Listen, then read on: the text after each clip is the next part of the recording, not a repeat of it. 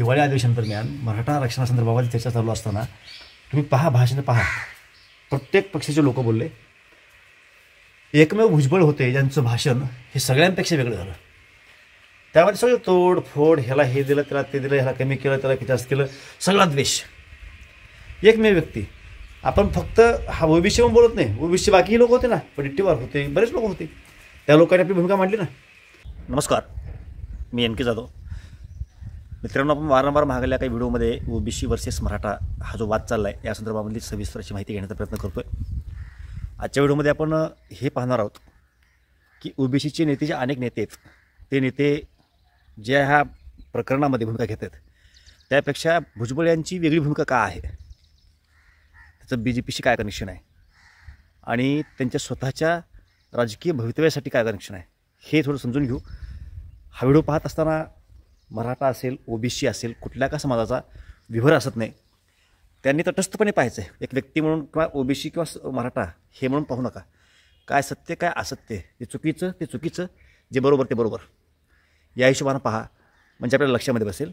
आपण काल परवालाच एक बातमी ऐकली टी व्हीवरती की ईडीचा छगन भुजबळ यांना दिलासा. म्हणजे ईडीनं छगन भुजबळांच्या विरोधामध्ये जी याचिका दाखल केली होती ती याचिका आता काढून घेतलेली. आता हे शक्य कसं झालं, तर आजपर्यंत आपल्याला हे माहिती आहे की जो BJPशी कनेक्ट होतो तो ऑटोमॅटिक स्वच्छ होतो, हे आजपर्यंत रेकॉर्ड आहे. मग आपण वारंवार सांगतो आहे की भुजबळ यांना भाजपकडून शब्द दिला गेला की तुम्ही आक्रमक व्हा, तुमच्यावरील सर्व कारवाई आम्ही काढून घेऊ. यामध्ये तथ्य आहे किंवा नाही यावरून तुम्ही अंदाज बांधू शकता.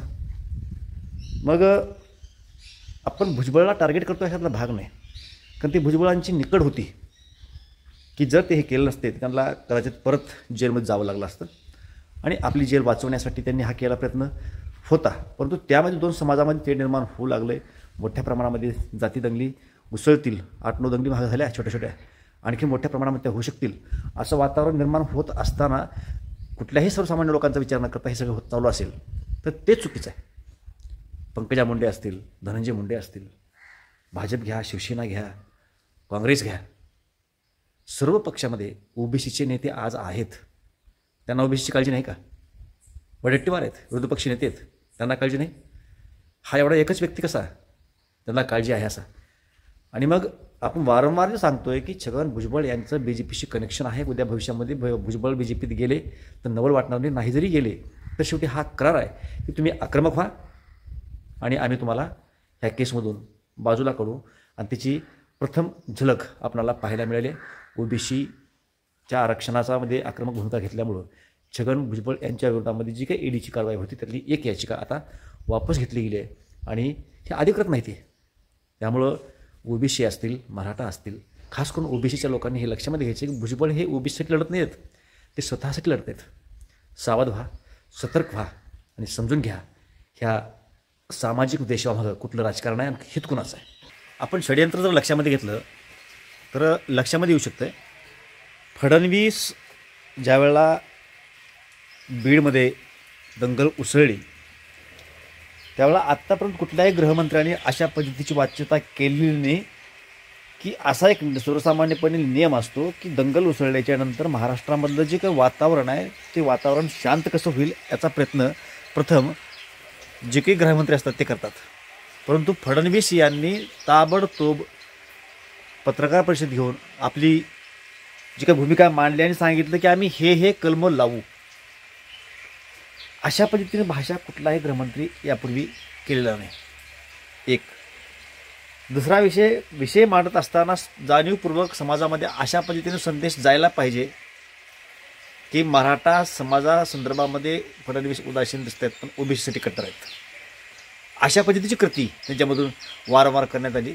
आणि आपण जे वारंवार सांगतो की भुजबळांना यांनी पाठीशी घातलं, एक करार झाला की तुम्ही आक्रमक व्हा, तुमच्या कारवाई जे काही ईडी वगैरे आहेत ते सर्व आम्ही माघारी घेऊ. त्यामुळे हे षडयंत्र सगळं लक्षामध्ये घ्या. आणि मग हे सगळं काय चाललं आहे फक्त एवढ्यासाठी 2024 मिशन फक्त 2024 आहे. 2024मध्ये कुण्याही स्थितीमध्ये यांना मोदींना निवडून आणायचं आहे. आणण्याबद्दल अडचण नाही, पण ते इतक्या मोठ्या प्रमाणामध्ये हिंसाचार घडवून विकासाच्या मुद्द्यावरती आला ना. 2014मध्ये विकासाच्या मुद्द्यावरतीच मोदी निवडून आले होते. आज वातावरण बदलले म्हणून तुम्ही जर जातीजातीमध्ये महाराष्ट्रामध्ये दंगली पसरवण्याचं वातावरण तयार करणार असाल आणि ते फक्त जर हित राजकीय लक्षामध्ये ठेवून करणार असाल तर हे सरकार किंवा हे लोक महाराष्ट्राच्या सामाजिक स्थैर्यासाठी पोषक आहेत का, योग्य आहेत का, याचा विचार आम्हा सर्वांना महाराष्ट्रीयन जनतेला करायचा आहे. ह्या सगळ्या गोष्टी आपल्या लक्षामध्ये येणं गरजेचं आहे. खास करून ओबीसीच्या बांधवांना विनंती आहे की भावांनो, ओबीसी असेल, मराठा असेल किंवा मराठा बांधवांना सुद्धा विनंती आहे की आपण सगळेजण एकच आहोत, एकत्रित राहतोय, प्रेमानं राहतोय. परंतु राजकीय आपण कुठलाही पक्ष असेल, मतदान कोणालाही करावं द्या भविष्यामध्ये, परंतु त्यासाठी टोकाची भूमिका एकमेकाच्या विरोधामध्ये घेण्याची वेळ येणार असेल तर ती येणार नाही, ह्याची खबरदारी प्रत्येकानं घ्यायची आहे. आणि भुजबळालाच आपण का बोलतोय तर भुजबळांची भाषा, विधान परिषद सभेमध्ये हिवाळी अधिवेशनादरम्यान मराठा आरक्षणासंदर्भात चर्चा चालू असताना तुम्ही भाषण पहा, प्रत्येक पक्षाचे लोक बोलले. एकमेव भुजबळ होते ज्यांचं भाषण हे सगळ्यांपेक्षा वेगळं झालं. त्यामध्ये सगळं तोडफोड, ह्याला हे दिलं, त्याला ते दिलं, ह्याला कमी केलं, त्याला जास्त केलं, सगळा द्वेष. एकमेव व्यक्ती. आपण फक्त हा ओबीसी म्हणून बोलत नाही, ओबीसी बाकीही लोक होते ना, वडेट्टीवार होते, बरेच लोक होते, त्या लोकांनी आपली भूमिका मांडली ना. परंतु या पद्धतीनं द्वेषाचं राजकारण जर पसरवलं जात असेल भुजबळांकडून तर ते ओबीसीच्या हितासाठी नाही आहे, ते स्वतःच्या हितासाठी आहे. त्यामुळंच हे सगळं षडयंत्र आम्ही सर्वांनी समजून घेणं अतिशय गरजेचं आहे. बांधवांनो, सर्व महाराष्ट्रातल्या सर्व जाती धर्माच्या लोकांना विनंती आहे की हा विषय सरकार आपापल्या पद्धतीनं सोडवेल.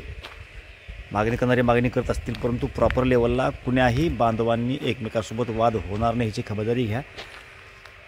अतिशय गंभीर वातावरण महाराष्ट्रामध्ये तयार होऊ शकतं अशी परिस्थिती निर्माण झालेली आहे. उगे एकमेकाचे जीव जातील, जखमा होतील, कायमस्वरूपी जन्माचे दुश्मन्या होतील, अशा पद्धतीचं वातावरण कुण्याही समाजाच्या लोकांनी निर्माण करू नये. हे राजकीय लोक कुण्याही टोकाला जाण्याच्या मूडमध्ये दिसत आहेत. त्यामुळं सर्वांनी हा धोका लक्षामध्ये घ्यावा आणि आपुलकीचं, प्रेमाचं वातावरण ठेवण्याचा प्रयत्न करावा. सोशल मीडियावरती अस्ताव्यस्त, अजिगळ, अश्लील, समाजामध्ये तेढ निर्माण होईल अशा पद्धतीची भाषा शक्यतो वापरू नये. कोणीतरी एक वृद्ध व्यक्ती आपलं मत मांडला की मराठ्यांनी बाया नाचून जमिनी घातल्या, त्यावरती काही मराठा तरुणांनी प्रतिक्रिया दिल्या किंवा जमिनी विकायला आमचे बाबाजादे असतील पण नाचायला तुमच्याच घरच्या बाया होत्या की. मग यातून ही चर्चा वाढत वाढत वाढत वाढत हा टोकाला कुठेही विषय जाऊ शकतो. त्यामुळं शक्यतो एकमेकाबद्दल चुकीच्या प्रतिक्रिया देऊ नका. सगळी आपण प्रॉपर लेवलला ज्यावेळेस एकमेकासमोर येतो त्यावेळेला आपण चांगलंच बोलतो ना, एकमेकाच्या महागारी वाईट बोलून वातावरण खराब करण्यापेक्षा. पुढला धोका लक्षात घ्या, 2024चं इलेक्शन होऊन जाऊ द्या, पहा तुम्ही हे लोक ह्या विषयावर काहीतरी बोलले तर.